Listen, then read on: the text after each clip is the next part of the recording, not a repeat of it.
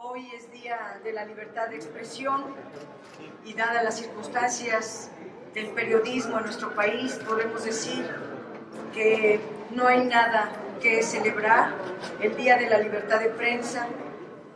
Lo que sí es muy necesario es recordar que sin libertad de prensa no hay democracia posible en este país, ni sociedad que se defienda ante los excesos del autoritarismo o de los poderes que operan en la oscuridad. Quisiéramos también fijar posición en relación al proceso electoral y otros temas. Le doy la palabra al diputado Zambrano para el tema electoral. Gracias, senadora. Buenos días a las amigas y amigos que cubren la fuente del Senado, la permanente.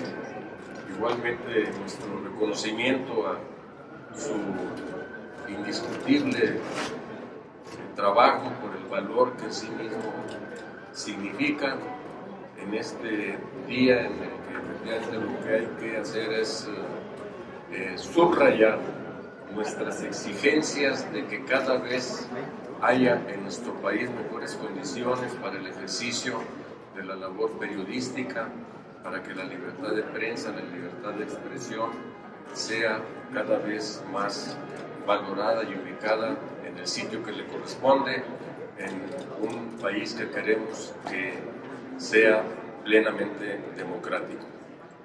En relación con los procesos electorales que están en curso, que el día de hoy están en la fase de los cómputos municipales y distritales, según sea el caso de cada elección, hay que decir que lamentablemente hemos arribado en esta ocasión a un conjunto de procesos electorales a 4 estatales en los que de nueva cuenta parece que regresamos a la prehistoria política del país. En algo que pensábamos que ya estaba superado con el manejo indebido de recursos públicos para sacarle jugo electoral, con programas gubernamentales que deben ser apartidistas y que se usaron de manera vil, explotando las necesidades de la gente, especialmente de la más desprotegida, con un conjunto de nuevos aspectos que involucraron la presencia descarada de funcionarios gubernamentales, federales, estatales, haciendo gala de la impunidad para buscar sacar adelante a sus candidatos en medio de la decrepitud en la que se encuentra sumido el sistema político presidencialista mexicano. A pesar de ello, hay que decir que en lugares significativos, importantes del país, en donde tuvimos que enfrentar hasta directa y personalmente las intenciones de torcer la ley, la gente salió a votar, hizo valer su voluntad en buena medida en estados como Nayarit y en municipios de Veracruz, en el estado de Coahuila y en el estado de México, en medio de fuertes presiones. Aún así se logró que una buena cantidad de gente saliera a votar en libertad. Sin embargo, una parte muy importante de ella fue evidentemente coaccionada por este desempeño del aparato gubernamental en favor de las candidaturas del PRI. Además, hay que decir que los órganos electorales estuvieron actuando durante todo el tiempo alejándose del cumplimiento de la norma legal y constitucional. Estuvieron haciéndose de oídos sordos, nunca pusieron atención a los señalamientos que se hicieron, incluso el mismo día de las elecciones, a quienes integramos la comisión especial de parte del PRD para darle seguimiento a los procesos electorales y que el día de la jornada nos tocó estar en Nayarit, fuimos el senador Isidro Pedraza y un servidor, nos tocó directamente ver la actividad de las policías enmascaradas, incluso cañonando y exigiendo la identificación a legisladores federales, a una senadora especialmente que andaba con nosotros acompañando los procesos de la jornada electoral. Es decir, y mantuvieron junto con eso un conjunto de actitudes, de prácticas durante el día de la jornada electoral. Los casos, a pesar de eso, por cierto, a pesar de eso, perdieron ellos Nayarit y ganamos nosotros en la coalición en la que íbamos de manera contundente. Los casos más evidentemente escandalosos son los que corresponden a las elecciones en el Estado de México por el conjunto de señalamientos, de denuncias que se hicieron y se siguen haciendo en el manejo amañado del PREP, en el manejo mismo del recuento en casillas. Hay un conjunto ya de pruebas, de señalamientos, de videos circulando que hablan de cómo se regresó a los viejos tiempos del fraude en la casilla, del fraude a la hora del escrutinio y cómputo en las casillas, y por ello es muy importante que el recuento se dé con pleno apego a la ley el día de hoy en los órganos electorales correspondientes. Lo mismo, o quizá peor o igual, sucedió en el estado de Coahuila, en donde solamente se pudieron computar el 71.9% de las actas provenientes de las casillas.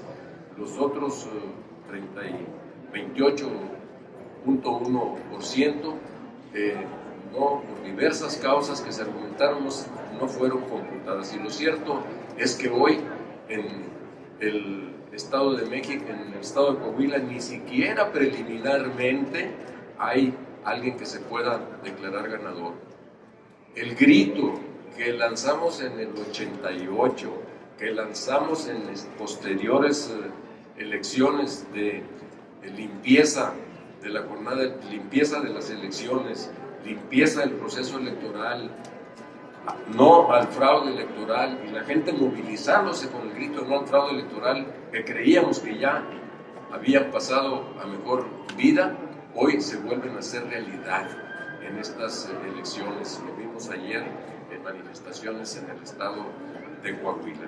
Nosotros por ello decimos que no vamos a bajar la guardia, que vamos a estar muy pendientes para que las reglas democráticas se hagan valer, salgan adelante, y que por lo tanto, primero, los recuentos el día de hoy, los cómputos y recuentos que se tengan que hacer, se hagan conforme lo dicta la ley, conforme lo dictan las normas respectivas en cada estado de la República, y que al mismo tiempo se desahogue el conjunto de denuncias que durante todo el proceso electoral se fueron presentando. Nosotros presentamos centenares de ellas, particularmente en los estados de México y Coahuila, y que los órganos jurisdiccionales tomen cartas en el asunto. Todavía no concluyen los procesos electorales, todavía tendremos que ver qué es lo que resulta de los mismos cómputos el día de hoy, y a partir de allí vendrá otra fase que puede llevar a impugnaciones todavía mayores, y que desde nuestro punto de vista, por la calidad de baja esencia democrática de las elecciones y por la cantidad de denuncias de recursos legales presentados, podríamos desembocar en la nulidad de las elecciones en los estados de México y Coahuila. Es decir, no está terminado nada, ni siquiera se termina el día de hoy, lo que pudieran algunos pensar de que ya se pueden erigir en absolutos y claros ganadores, especialmente si se tratase de los candidatos tricolores que fueron en alianza con otros partidos. Esto es lo que hay que decir, esto es lo que hay que lamentar a estas alturas de la modernidad democrática, entre comillas, en la que se encuentra México y que todavía seguimos muy distantes, lamentable y preocupantemente, de lograrlo. ¿Una pregunta? Sí, senadora, tenemos al momento registradas 2 preguntas. La primera de ellas es de Leticia Robles de la Rosa, de Excelsior.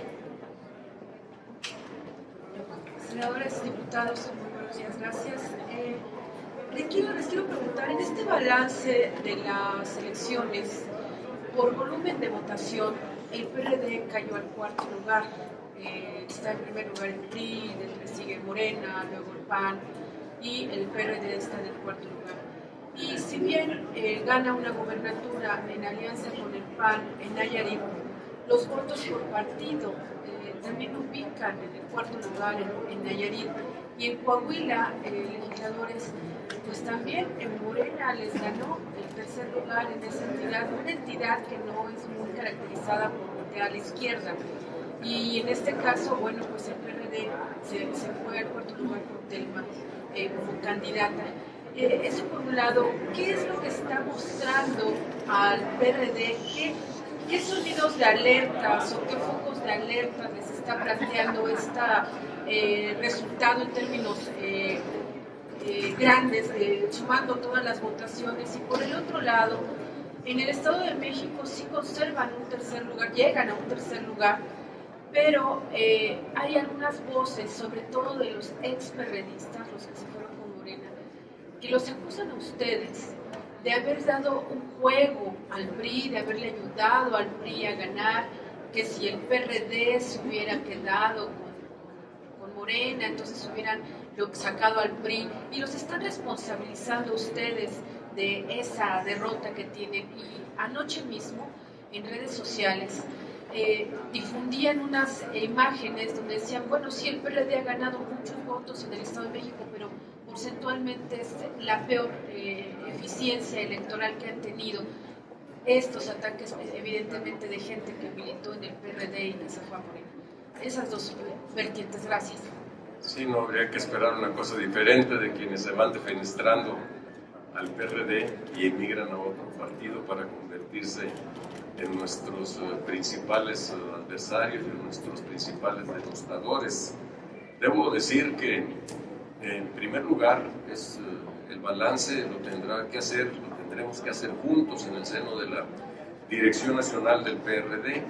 Yo espero que muy pronto sea convocado el Consejo Nacional para hacer un balance sereno sobre los resultados electorales, sobre qué nos dicen los mismos, porque en el Estado, usted dice pues, que caímos a un 4º lugar, pero a ver, en el Estado de México nosotros obtuvimos un nada despreciable 3er lugar, con alrededor del 18% de la votación, 1.100.000 votos, que en términos de nuestro volumen electoral son resultados que están por encima de otros anteriores, antes de que se diera esta división que la provocaron quienes hoy están en Morena.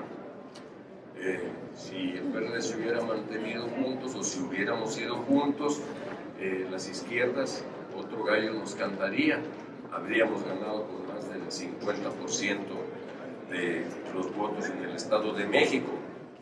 Las alianzas siempre arrojan en general resultados positivos, porque en el estado de Nayarit, en donde se dice, también como partido cayeron al 4º lugar, sí, pero resulta que ganamos una buena cantidad de municipios, como PRD encabezando, una buena cantidad de distritos, una buena cantidad de demarcaciones, porque ahí se votan también por demarcaciones las regidurías.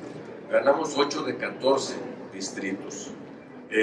Si hubiéramos ido solos, a lo mejor hubiéramos tenido como partido más votación, PRD, pero no hubiéramos ganado nada.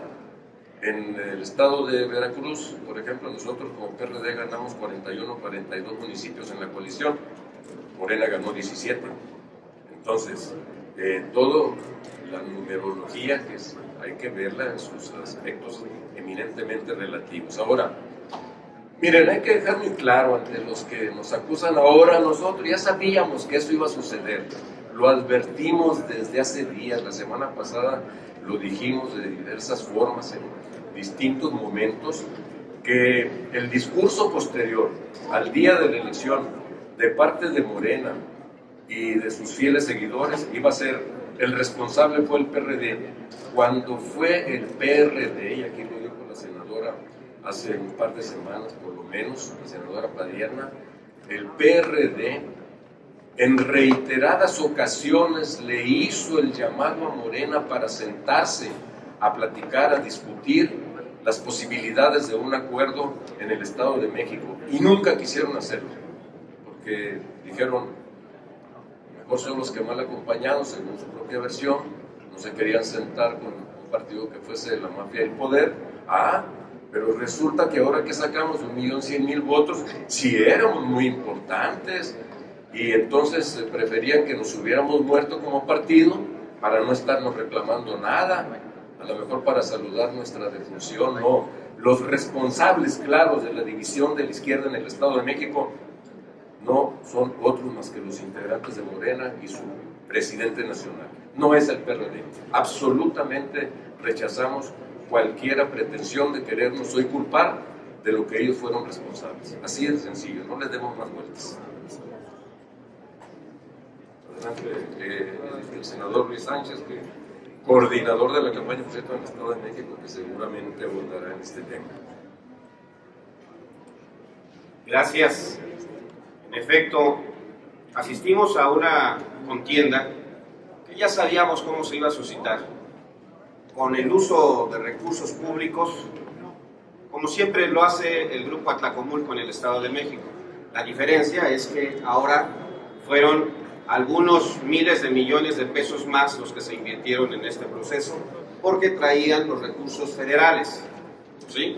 O sea, la Federación se metió, la Presidencia de la República se metió en esto, todos los secretarios de Estado volcados en el Estado de México.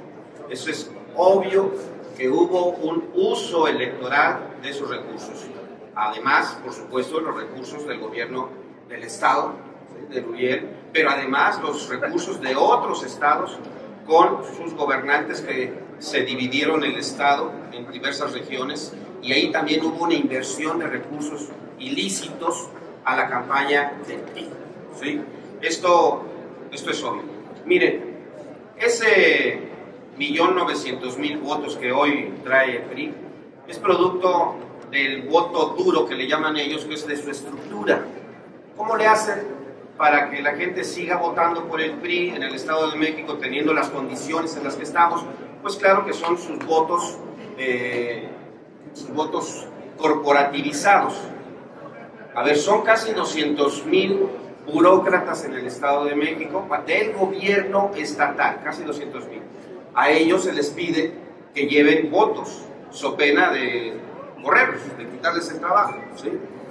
Los maestros, en este caso, por ejemplo, fueron utilizados para la dispersión de los recursos. Los maestros salían a repartir despensas, por ejemplo, ¿no?, y recursos económicos. ¿Saben? Y ustedes lo pueden checar. Esos maestros, que no participan todos, pero los maestros que participaron y maestras recibieron un bono de 7.500 pesos previo, y recibirán otro en unos días más, ¿sí? Es como premio a su participación en conseguir votos. Otros sectores, por ejemplo, los transportistas. A los transportistas, so pena de quitarles la concesión, les obligaron a que ellos más sus familias tenían que ir a votar. O sea, hacemos cuentas, ahí está el 1.900.000 votos que se obtienen de manera, diríamos, pues irregular, ¿sí?, violando la ley. Hoy, como ustedes saben, inicia el cómputo en el Estado de México y en el resto de los estados donde hubo elección. Hoy los 45 distritos en los que se está haciendo el cómputo tienen el reto de hacer transparente, de disipar dudas, ¿sí?, en cuanto a los votos. ¿Qué votos tiene cada uno de los partidos? Nosotros, como partido, nuestros representantes ante los consejos distritales tienen la instrucción de ir a abrir los paquetes que se tengan que abrir. No vamos a permitir que haya un voto ilegal para ninguno de los partidos, ¿sí? Vamos a defender la ley, ¿sí? Como tiene que hacerse. Es un compromiso de un partido de izquierda. Independientemente de a quién le beneficien votos, tenemos que ir a abrir los paquetes para que haya transparencia. Sí, por último, bueno, claro que interpusimos nosotros diversos recursos en diversos momentos del proceso electoral. Previo al inicio de la campaña, nosotros tenemos recursos incluso ante la FEPADE, señalando el uso de recursos públicos federales y estatales indebidos. Y ya en el proceso también tenemos algunas observaciones y algunos procedimientos ante la autoridad correspondiente. Vamos a señalar, una vez que se dé el cómputo, todas las anomalías, algunas de ellas. Por ejemplo, la tinta no fue indeleble. En mi persona fui, voté, me pusieron la tinta y 2 horas después ya no tenía absolutamente nada, ¿no? Y se corroboró que no era la única casilla, que había muchas casillas donde la tinta no era indeleble. O el crayón con el que se votaba, también en muchas casillas se corroboró, y ahí están los incidentes, que la marca se podía borrar así con la mano, se quitaba. Imagínense. Entonces, todo eso que no permite la certeza del respeto al voto, eso tiene que quedar bien establecido. Y por último, sí, en efecto, desafortunadamente no logramos hacer entender a Morena que la unidad de las izquierdas nos daba el triunfo contundente. Hoy no estaríamos en esa incertidumbre, hoy estaríamos contundentemente hablando de que había ganado la izquierda. Nos deja esta contienda muchas lecciones, y aquí pues sí, tenemos que hacerle un llamado a Andrés Manuel, ¿sí?, a discutir entre iguales, qué es el futuro de la izquierda, ¿sí? Me parece que, por ejemplo, 1.100.000 votos del PRD solamente del Estado de México bien podría servir para ganar la presidencia de la República, me parece, ¿no? Y bueno, pues demostramos en el Estado de México, con una campaña distinta, diferente, respetuosa, siempre respetuosa, con planteamientos concretos, muy directos, acertados, con financiamiento cada una de las ofertas que se hacían, de los programas que se estaban proponiendo, ¿sí? Muy serio el planteamiento. Demostramos que una campaña también puede ser alegre, ¿sí? O sea, no solamente formal, sino también alegre. Y aquí están los resultados. Tenemos más votación que en la historia pasada. Más votación que en 97 con Ingenio, en 1997 con Ingenio Martínez, 750,000 votos. Más votación que con Jacob Polensky. Más votación que con Alejandro Encinas. Y es un compañero, pues, que viene desde abajo, del PRD, siempre del PRD, de la izquierda. Es un compañero muy comprometido, Juan Cepeda, y demostramos que se pueden hacer campañas exitosas. Entonces, bueno, pues esta campaña sirvió incluso también para animar al resto de los estados, como nos han dicho, ¿verdad? El PRD está firme, está fuerte, y desafortunadamente no nos alcanzó para ganar la gobernatura, pero ahí están los resultados, muy positivos. Gracias. Les pregunta Víctor Mayén, de Capital México. Buenos días, senadoras y diputados. 2 preguntas. La primera, dada la situación que se presenta en estas 4 elecciones, particularmente en el caso de Coahuila, con esta actuación desasiada del OPLE, llega el momento en que el INE tenga que hacerse cargo ya de todos los procesos locales ante el mal funcionamiento de los órganos electorales estatales. Y la segunda, para el diputado Zambrano, ¿usted considera que Juan Cepeda es el relevo natural de Alejandra Barrales en la dirigencia nacional de su partido?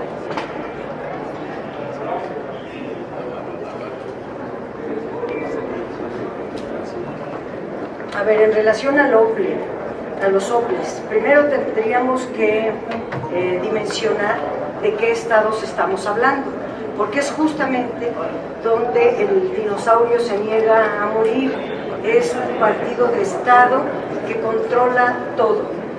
No podemos generalizar que los OPLES no sirvan, pero hay algunos estados donde los OPLES son de los gobernadores en turno, y es el caso del Estado de México, es el caso de Coahuila, y necesitamos también decir que sí se tiene que revisar el modelo de los OPLES. Este modelo mixto, en el cual se estableció la última reforma electoral, tenía la gran virtud de que los OPLES ya no estarían a merced de los gobernadores, sino que el INE pasaría a ser de federal a nacional, y el INE tendría que designar a los integrantes de los OPLES de una mejor manera, que fueran imparciales, profesionales, y esto no lo ha logrado el INE en varios estados de la República, como los que usted menciona. La otra parte fue directa. Pero entonces, senadora, nada más para precisar la pregunta, ¿todavía no llega el momento de centralizar las elecciones en el INE? De hecho, están centralizadas porque el INE es el responsable del nombramiento de los OPLES. Sin embargo, los OPLES siguen teniendo facultades, funciones, y el INE no quiso atraer las elecciones, en este caso, porque se tienen que pedir con un año de antelación. No se hizo en ninguno de los casos.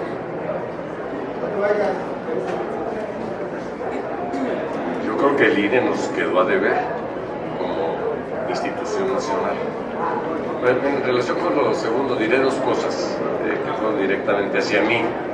Una, el Consejo Nacional en su momento deberá decidir el procedimiento, abrir el proceso mismo para la renovación de los órganos directivos y particularmente la renovación de la Dirección Nacional. Eso tendrá que hacerlo probablemente en cosa de días o de semanas, y en ese momento empezaremos a hablar, a discutir y a buscar un acuerdo que nos permita caminar en las mejores condiciones para que estemos listos para participar en los procesos electorales del 2018. Y en relación con lo segundo, yo les diría, primero, mi mayor reconocimiento a Juan Cepeda por el papel desempeñado al frente del PRD, que terminamos todos cerrando filas irrestrictamente y con Juan Cepeda a la cabeza, como bien lo dijo el senador Luis Sánchez, levantó el ánimo perredista a nivel nacional. Y segundo, debo precisar, aclarar que hoy sale por ahí una nota que indebidamente, claramente volada la nota, dice en su título y en una parte de su nota, en contenido, dice que Zambrano rechaza a Juan Cepeda como dirigente nacional. Absolutamente jamás he declarado tal cosa. Bienvenido Juan Cepeda, alzando la mano para que sea considerado dentro de la posibilidad del relevo en la Dirección Nacional. No hay bola negra para nadie, y menos para Juan Cepeda. Por lo tanto, es absolutamente falsa esa nota. La última pregunta es de Claudia Salazar, de Reforma. Buenos días. Preguntarles tres cosas. Primero, hilando con lo de Juan Cepeda, pero ¿cómo podría llegar Juan Cepeda a la dirigencia? ¿Con una elección organizada por el INE, con una elección interna, o con un acuerdo donde se va a quedar el PRD sin una elección interna por el año electoral? Ese es el dilema que ahorita entiendo está el PRD, y si hay más candidatos o solamente porque es un premio de consolación porque uno participó en una elección, ganó muchos votos, entonces ya nomás por eso hay que hacerlo presidente de un partido. O sea, no entiendo por qué considerarlo ahora como presidente. O sea, ¿de qué manera puede llegar? Le pregunto a Zambrano, le pregunto a la senadora Padierna, ¿cómo es el procedimiento porque es en el que no se ponen de acuerdo. Después, también preguntarle sobre, también al señor Zambrano, nulidad, ¿cómo podrían llegar a la nulidad de la elección del Estado de México? ¿Qué elementos tienen o qué elementos se pueden poner en la mesa para que no solamente por la vía del conteo de votos, sino por otros elementos, el tribunal pueda llegar a esa decisión, sobre todo con la presión del gobierno federal? Y si me pueden dar cualquiera de los senadores o todos, si quieren, un comentario sobre el conflicto por la negociación del tema del azúcar. ¿El conflicto qué? El conflicto por el tema del azúcar. A ver, en relación a la dirección del partido, la presidenta nacional del PRD es la senadora Alejandra Barrales. No hay ninguna convocatoria, no hay ningún dilema en ese punto. Fue una nota volada, como dice el diputado Zambrano. Ese no es tema en este momento. Cuando haya una convocatoria para el efecto, se hablará del tema. En este momento respaldamos plenamente el liderazgo de la senadora Alejandra Barrales. Responderle también en relación al azúcar. Nos preocupa sobremanera la forma en que el secretario de Economía, Ildefonso Guajardo, ha venido negociando sin la presencia del Senado, solamente acompañado de algunos cuantos empresarios, los temas referentes al Tratado de Libre Comercio. El azúcar es un tema que está dentro del Tratado de Libre Comercio con América del Norte, y el propio gobierno dijo que no se negociaría ningún tema por separado, sino sería una negociación integral. El azúcar es fundamental para nuestro país y es una mala negociación a la que llegó Ildefonso Guajardo, porque implica que estemos exportando menos azúcar refinada, que es la que tiene valor agregado, y nos condena a que los países como México estemos exportando materias primas y que allá se refinen en Estados Unidos y nos regresen el azúcar refinada con un valor adicional. México tiene que colocarse donde es potencia, como en el azúcar y en otros temas, como el líder exportador de productos elaborados, de productos refinados, de productos con valor agregado.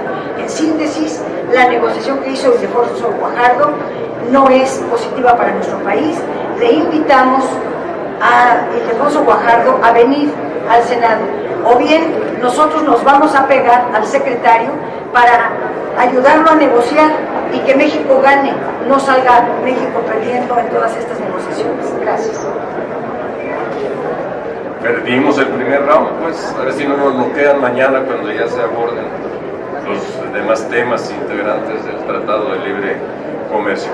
En relación con lo otro, Claudia, mira, lo de la nulidad, ahí está como una posibilidad legal, no terminan todavía, los cómputos apenas iniciaron hace unas cuantas horas, particularmente estos dos estados de la República, México y Coahuila, y no olvidemos que también por motivos de topes, rebasamiento de topes de gasto de campaña, junto con otros aspectos que tienen que ver con la calidad democrática de las elecciones, que aquí ha sido terriblemente baja esa calidad, también por el asunto de los gastos de campaña puede venirse abajo una elección, y entonces todo eso tiene su tiempo de sustanciación, todavía no concluye, y veremos a ver de qué cuero salen más correas en las próximas horas y en los próximos días. Muchas gracias. Gracias. Permítame un momentito. Permítame un momento para responder a Claudia, lo de Juan Cepeda como presidente. A ver, Juan Cepeda no ha dicho que quiere ser presidente. No se ha manifestado en ese sentido. Están los tiempos que marcará el Consejo Nacional, ¿verdad? Hasta el domingo estábamos nosotros con la intención de ganar la gubernatura.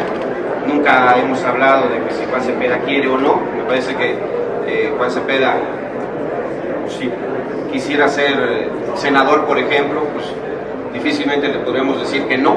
Si quisiera ser diputado federal, pues difícilmente le podríamos decir que no, ¿verdad? Creo que es un compañero que ha demostrado capacidad y que tenemos que cuidarlo además, ¿no? Entonces, bueno, pues eso no es preocupación de nadie en este momento, más adelante veremos.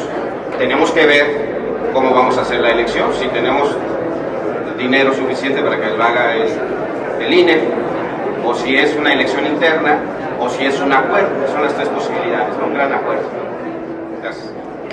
Muchísimas gracias.